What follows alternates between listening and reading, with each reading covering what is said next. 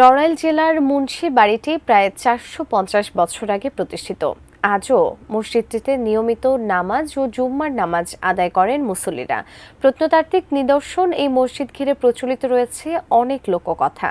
জরুরি কথা হলো ঐতিহ্যবাহী মসজিদটি টিকিয়ে রাখতে প্রয়োজন রক্ষণাবেক্ষণ ও সংস্কার।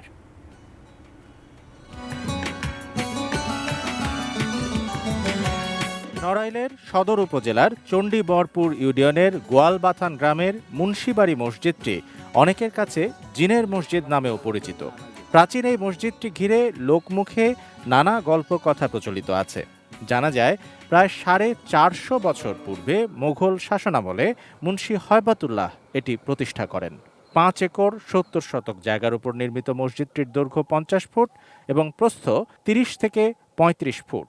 Vision hot and cool AC 4-way solenoid valve টেকনোলজিতে হিটিং ও কুলিং দুই মোডেই কাজ করে সমানভাবে। Vision hot and cool AC. ছোট ছোট ইট আর চুন সুরকিতে নির্মিত মসজিদটির ছাদের চারপাশে ছোট ছোট 4টি মিনার আর মাঝখানে একটি বড় গম্বুজ রয়েছে। পাশেই রয়েছে পুকুর। শোনা যায় একসময় এই মসজিদে 3 দিনের পথ পায়ে হেঁটে মুসল্লিরা জুম্মার নামাজ আদায় করতে আসতেন। এর প্রতিষ্ঠাতা মুন্সি হায়বাতুল্লাহর বংশধরেরা আজও গোয়ালবাথান গ্রামে বসবাস করছেন।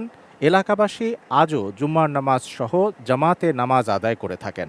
যখন এই মসজিদ প্রথম করা হয় তখন অনেক আশেপাশের লোকজন দূর দূরান্ত থেকে এখানে নামাজ পড়তে আসতো। উপমহাদেশের বিভিন্ন জায়গার লোক এই মসজিদে ওনার তাবলিগ জামাতে এখানে অবস্থান করেছেন। আমি পর্যটক হিসেবে এখানে আসছি এই মসজিদের অবস্থাটা দেখার জন্য।